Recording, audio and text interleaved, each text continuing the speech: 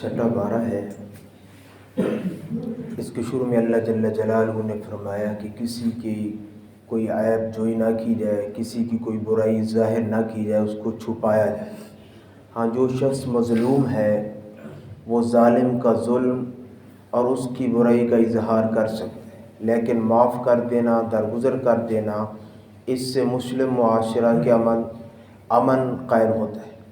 پھر اللہ جل جلالہ نے فرمایا کہ وہ لوگ کافر ہیں جو اللہ پر تو ایمان رکھتے ہیں، اللہ کے رسول پر ایمان نہیں رکھتے، بعض رسولوں کو مانتے ہیں، بعض کو نہیں مانتے۔ پھر اللہ جل جلالہ نے پچھلے پارے میں منافقین کی مذمت اور ان پر عذاب کی سخت وعیدیں بیان فرمائی۔ آگے اللہ نے یہود کے جرائم کو بیان کہ یہود اللہ کے نبی سیدنا عیسیٰ علیہ السلام کو انہوں نے قتل کرنے کا ارادہ کیا، تو اللہ نے ان کو بحفاظت آسمانوں پر اٹھا لیا۔ وما قتلوہ وما صلبوہ، نہ تو وہ قتل کیے گئے نہ سولی پر ان کو چڑھایا گیا، اللہ نے آسمانوں پر اٹھا لیا، اور وہ قرب قیامت پھر زمین پر تشریف لائیں گے اور یہاں پوری روئے زمین پر اللہ کے نظام کو قائم فرمائیں گے، اور پھر ان کی وفات ہوگی، مدینۃ الرسول میں ان کی قبر بنے گی۔ آگے اللہ جل جلالہ نے اہل کتاب کا دوسرا گروہ عیسائی، ان کے ایک غلط عقیدے کا رد فرمایا کہ وہ عقیدہ تثلیث کے قائل تھے، خدا ایک نہیں تین ہے، باپ، بیٹا اور روح القدس۔ اللہ نے اس کا رد فرمایا، اور اس سورۃ النساء کے آخر میں اللہ نے پھر عورتوں کے قانون وراثت کو بیان فرمایا کہ عورت بھی وراثت میں برابر کے حقدار ہے، شرعی قانون کے مطابق اس کو حصہ دیا جائے۔ سورۃ المائدہ مدنی سورت ہے، 16 رکوع 120 آیات ہیں، اور ترتیب نزولی میں سب سے آخری سورت ہے، اور اس میں سورۃ المائدہ اس کا نام جو رکھا گیا ہے کہ اس میں سورت کے آخر میں دسترخوان کا ایک واقعہ اور قصہ آ رہا ہے۔ اس سورت میں اللہ نے حلال اور حرام کے متعدد احکام بیان فرمائے، اور اللہ جل جلالہ نے 3 قصے بھی بیان فرمائے، اور اللہ نے اس سورت کے پہلے رکوع میں دین کی تکمیل کا بھی اعلان فرمایا کہ الیوم اکملت لکم دینکم واتممت علیکم نعمتی۔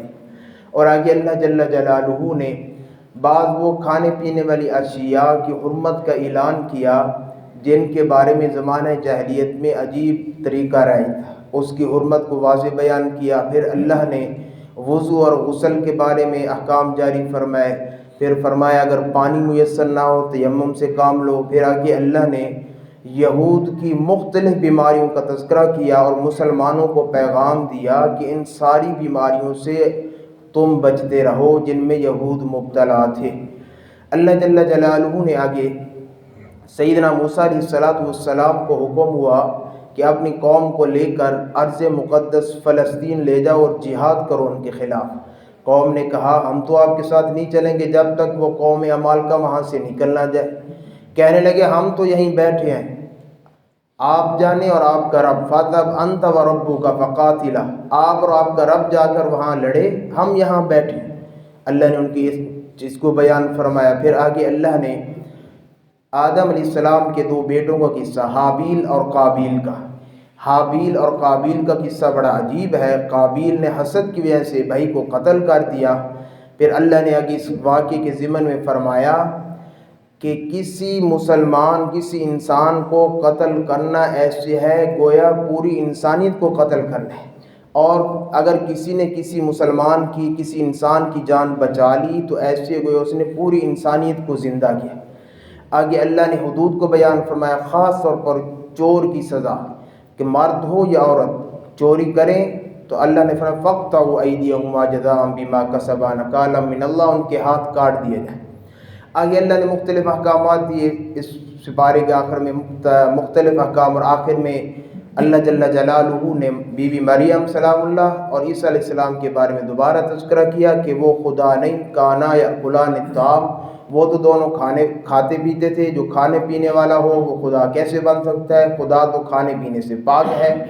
7ویں پارے کے شروع میں اللہ نے بیان فرمایا عیسائی جو لوگ تھے حبشہ کے رہنے والے، شاہ نجاشی، وہاں ان کی دربار میں مسلمان جب ہجرت کر کے پہنچے، سیدنا جعفر طیار رضی اللہ تعالیٰ عنہ قرآن پاک کی تلاوت کی تو اس کی تاثیر اثر اتنا ہوا کہ ان کی آنکھوں سے آنسو بہہ پڑے. اللہ نے اس کو بیان فرمایا. آگے کوئی آدمی قسم کھا لیتے اس کے احکام کفارہ کیا ہے. پھر اللہ جل جلالہ نے حالت احرام میں کیا کیا چیزیں ممنوع ہیں، شکار کرنا، یہ چیزیں وہ بیان فرمائی. اور زمانہ جاہلیت میں بعض جانور تھے جن کے نام رکھے ہوئے تھے، بعض کو حرام قرار دیتے، بعض کو حلال. اللہ نے ان کے مسائل بیان فرمائے. اور آخر میں اللہ نے مائدہ جو سورت کا نام ہے وہ واقعہ بیان کیا کہ عیسیٰ علیہ السلام کے حواریوں نے کہا کہ عیسیٰ اپنے رب سے درخواست کیجیے گا آسمان سے دسترخوان نازل کرے اور اس پر کھانے پینے کی مختلف چیزیں، لطف اندوز اور مزیدار چیزیں سجی ہوئی ہوں، پھر ہم کھائیں گے، پھر ایمان لائیں گے. اس واقعے کو اللہ نے بیان فرمایا. پھر آخر میں اللہ نے جو آخری رکوع ہے اس میں فرمایا ان تعذبہم فإنہم عبادک وإن تغفر لہم فإنک انت العزیز الحکیم. آقا علیہ السلام جب یہ آیت تلاوت کرتے اس پر روتے بہت زیادہ.